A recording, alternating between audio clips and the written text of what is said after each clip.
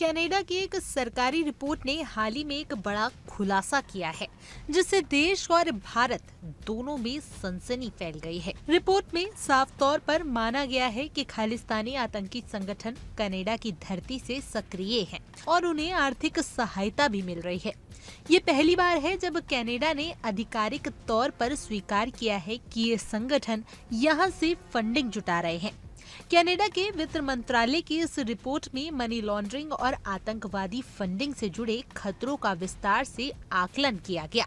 इसमें Babbar Khalsa, international Sikh youth federation और Sikh for justice जैसे खालिस्तानी समूहों का नाम शामिल है, जो न केवल कनाडा बल्कि कई अन्य देशों में भी फंडिंग कर रहे हैं। रिपोर्ट में ये भी कहा गया है कि इन संगठनों को सिर्फ दान बल्कि गैर कानूनी गतिविधियों जैसे नशीले पदार्थों की तस्करी और चैरिटी फंड के दुरुपयोग से भी पैसा मिलता है। खालिस्तानी संगठनों के साथ साथ हमास और हिजबुल्लाह जैसे अन्य आतंकी समूह के लिए भी कनाडा से फंडिंग जाने की पुष्टि हुई है। यह आर्थिक सहायता सीधे तौर पर कानूनी व्यवस्था और खुफिया एजेंसियों के आंकड़ों पर आधारित है, जो बार बार इन समूहों को मिलने वाली मदद का हवाला देते रहे हैं। रिपोर्ट में ये भी खुलासा हुआ है कि खालिस्तानी संगठन अब बड़े और खुले नेटवर्क के बजाय छोटे छोटे गुटों के जरिए फंडिंग जुटा रहे हैं। इसमें प्रवासी भारतीयों से आने वाले दान का बड़ा हाथ है।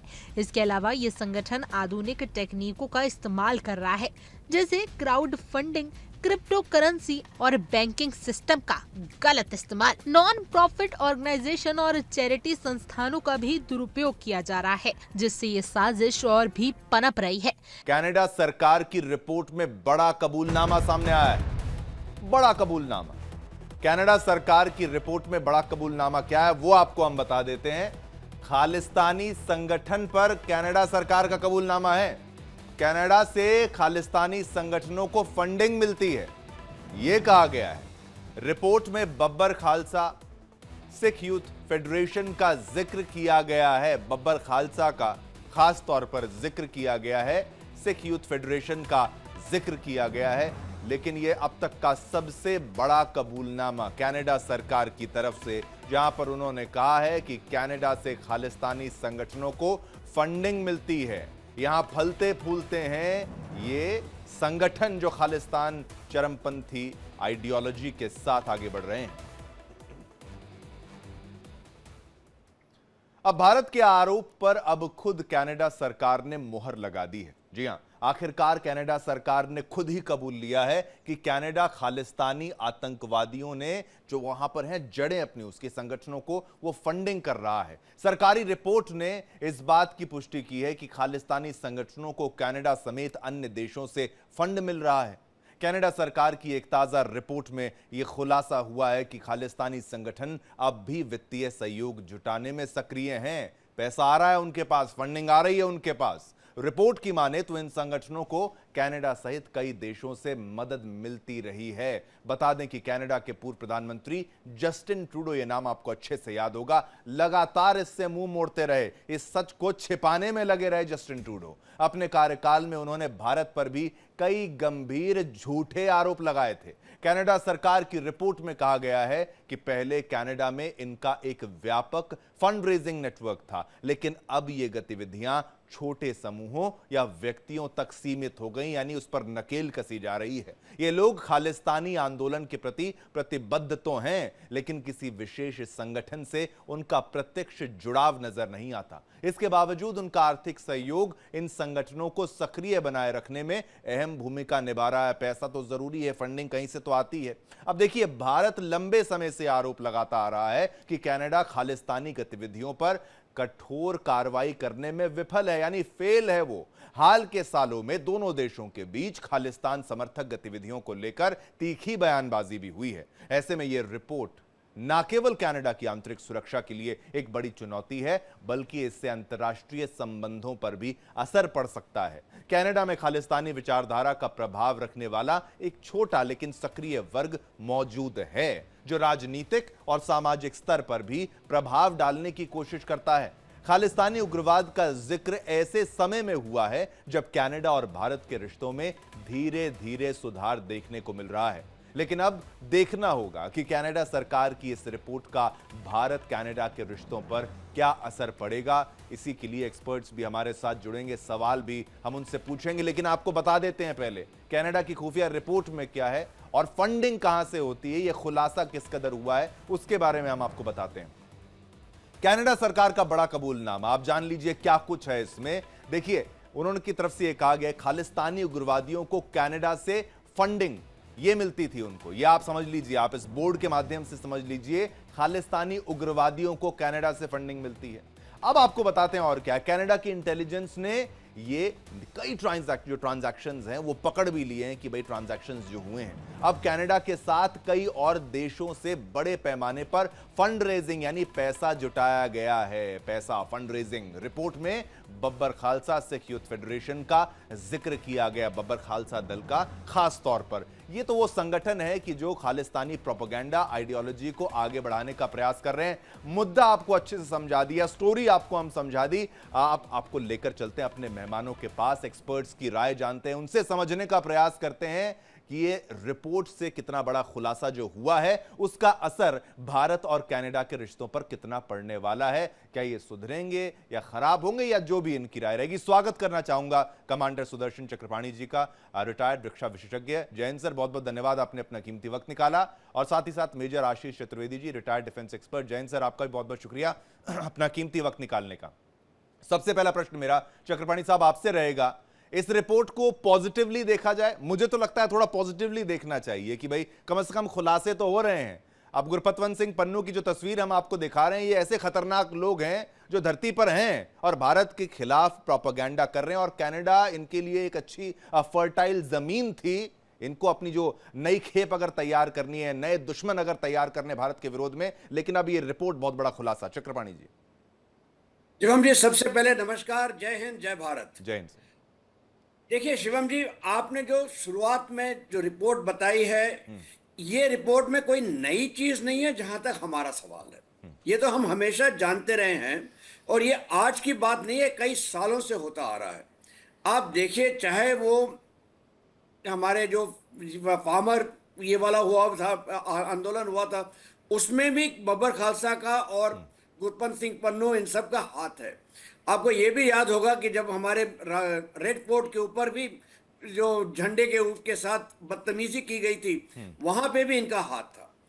कनाडा और कनाडा के साथ साथ इस तरह के कुछ देश ऐसे हैं जिन्होंने हमेशा ऐसी चीजों के ऊपर पर्दा डाला है, ये कहते हुए ये freedom of expression, freedom of speech है। वही कनाडा जब उनके खिलाफ ट्रकर की स्ट्राइक हुई थी, वही जस्टिन ट्रूडो ने उनके खिलाफ जो कार्य किया था, वो अगर मैं बताऊं तो आपको लगेगा कि यार इससे तो हम हिंदुस्तान में बहुत ही कम हुआ था, हमने तो कुछ किया ही नहीं। तो ये तो एक साफ बात है। आप सही कह रहे हैं कि सही माने में जो है ये बहुत हद तक हमें देखना चाहिए, एक पॉजिटिव डेवलपमेंट है। पॉजिटिव क्यों है?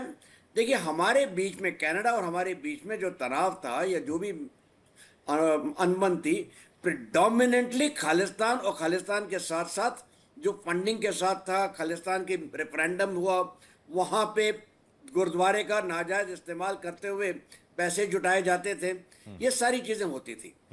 यहाँ तक कि भारत सरकार के खिलाफ भी उन्होंने एक, है ना, जस्टिन ट्रूडो ने ये लालचन लगा दिया था कि आपने Canadian citizen, peaceful Canadian citizen की हत्या कनाडा के अंदर की है। कौन था वो सिटीजन? ये मत भूलिए, उसी सिटीजन के खिलाफ कनाडा में ही नो फ्लाई लिस्ट में उसका नाम था। बताइए, कनाडा ही उसके खिलाफ अपना सब कुछ कर रहा था। उसके बाद भी आपने निज्जर को बोला नहीं नहीं नहीं, ये तो हमारा अच्छा सिटीजन है। यानी अपनी ये तो चक्रपाणी साहब राजनीति को जो सूट करता है, राजनीतिक रोटियां सेकने के लिए जस्टिन ट्रूडो ने बहुत मेहनत करी, लेकिन आज कहां है जस्टिन ट्रूडो, ये सब जानते हैं। लेकिन आपने इनिशियली बहुत इसको अच्छे से समझाया, इसको पॉजिटिव लाइट में लेना चाहिए। एक बार मैं मेजर आशीष चतुर्वेदी जी का रिएक्शन भी यहां पर ले लेता हूं। मेजर साहब, आप भी क्या सहमत हैं कि भाई इसको पॉजिटिवली लिया जाना चाहिए? और बाकी मुद्दे तो आगे हम डिस्कस कर लेंगे, किस तरीके से ये जड़ें इनकी फैलती जा रही थी, अब क्या इसमें कोई बदलाव होगा? पहले रिपोर्ट पर आपकी राय। हाँ, नेचुरली अगर एक कंट्री जो है इस चीज को एक्सेप्ट करती है ओपनली कि वहां पे जो एक समुदाय में कुछ लोग जो हैं वो खालिस्तान का समर्थन करते हैं, तो यदि अगर सिर्फ समर्थन करते हैं तक तो बात फ्रीडम ऑफ एक्सप्रेशन तक रह सकती थी। एक मांग रखने में तक तो हम मान सकते थे, क्योंकि जो बाहर की कंट्रीज हैं उनके रूल्स थोड़े से फर्क होते हैं हमारे देश के हिसाब से। लेकिन जब आप फंडिंग करने लग जाएं किसी ऑर्गेनाइजेशन की जो यहाँ पे किसी भी गलत या आतंकवादी गतिविधि को बढ़ावा देता हो किसी तरीके से, तो वो एक बहुत सीरियस मैटर हो जाता है। इन दोनों में फर्क समझना जरूरी है कि आप सिंपैथाइजर हैं, आपने एक मांग रखी, वहां तक आप कैनेडा कर सकते हैं शायद, ठीक। लेकिन जब आप फंडिंग करने लग जाए, उसके लिए आप फंडिंग जब कर रहे हैं तो आप डायरेक्टली एक दूसरी कंट्री में यानी इंडिया में आप टेररिज्म को प्रमोशन कर रहे हैं या उसका प्रमोट आप उसको कर रहे हैं, फैसिलिटेट कर रहे हैं, तो वो तो एक सीधे सीधे जो है थ्रेट हो जाता है हमारे देश के। बहुत मुश्किल से पंजाब में इन चीजों को जो है बहुत लंबे समय के बाद जो है कंट्रोल किया गया था, और अब पंजाब इन चीजों से मुक्त है। और अब हमें जो है कश्मीर में और अन्य कुछ राज्यों में आतंकवाद से हम लोग प्रभावित हो रहे हैं, हमें फोकस वहां करना है। लेकिन हमें यहाँ ये भी देखना है कि हमें कनाडा के साथ जो है एक बहुत स्ट्रिक्ट जो है एक मैसेज हमें देना होगा। हमें मांग करनी होगी कि ऐसे लोग जो हैं वो सीधे भारत के लिए खतरा है, आप उनको एक्स्ट्राडिट किए, भारत को मांग रखनी चाहिए। अभी तक भारत सरकार को तो ये मांग कर देनी चाहिए कि जो 5 लोग जो वहां पे मेन हैं, जो इस तरीके के लिए फंडिंग के लिए पैसा जा रहे हैं, भारत सरकार को ये मांग कर देनी चाहिए कि आप मेजर हमको साहब, जो है इनको हैंडओवर करिए। इसमें एक एंगल ये है कि अगर ये कोई केवल आतंकी संगठन के रूप में ऑपरेट करते, कुछ तो इस कदर खुद उन्होंने चोला ओढ़ रखा है एनजीओ का, ये दिखाते हैं और ये कि हम एनजीओज हैं, हम भलाई का काम कर रहे हैं, और उसके ऊपर मजहब की जब बात आ जाती है तो रिलीजन एक सेंसिटिव इशू हो जाता है।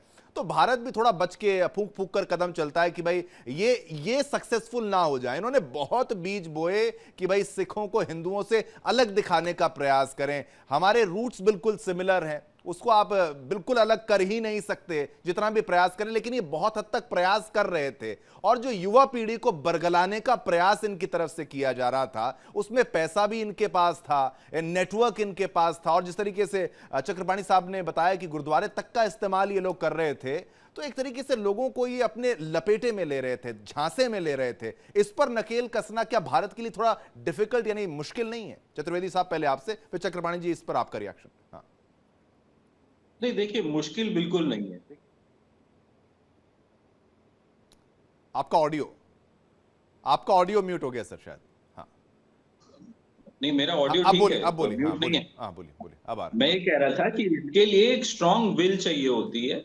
आप अगर एक स्ट्रिक्ट आप मैसेज देते हैं कनाडा को कि भाई आपके यहाँ जो ये गतिविधि चल रही है, इससे सीधे तौर पे हमारे यहाँ जो है वो आतंकवाद एक स्टेट में पुनः जो है खड़ा हो सकता है, और ये कोई छोटी बात नहीं है। और हम लोगों ने कितने लोगों ने जाने गंवाई हैं, कितना पैसा खर्च हुआ है, कितना समय बर्बाद हुआ है, और किस अनावश्यक हुआ ये।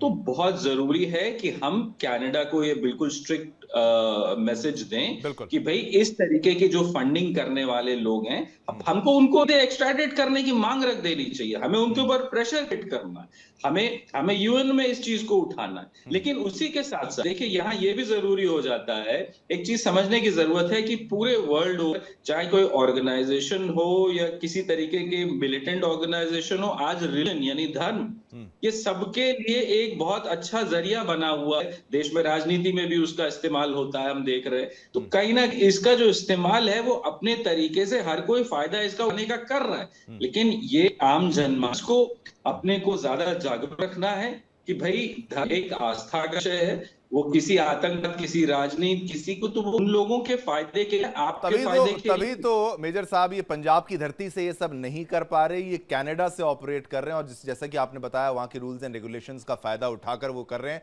भारत विरोधी प्रोपेगेंडा। पंजाब में इनको जमीन नहीं मिल रही है। और चक्रपाणी जी बार बार खालिस्तान की ये मांग करते हैं, लेकिन ऑपरेशनल एक्टिविटीज इनकी तमाम आतंकवादी संगठनों वाली, फिर उसमें पाकिस्तान से लिंक, आप ज्यादा बेहतर समझते होंगे, आईएसआई, वो तमाम चीजें, उसमें ड्रग्स, हजारों चीजें आती हैं, आपस में लड़ते हैं, आपस में मारे जाते हैं, फिर झूठा आरोप लगा देते हैं भारत पर कि भारत ने ये करा दिया, भारत ने वो करा दिया।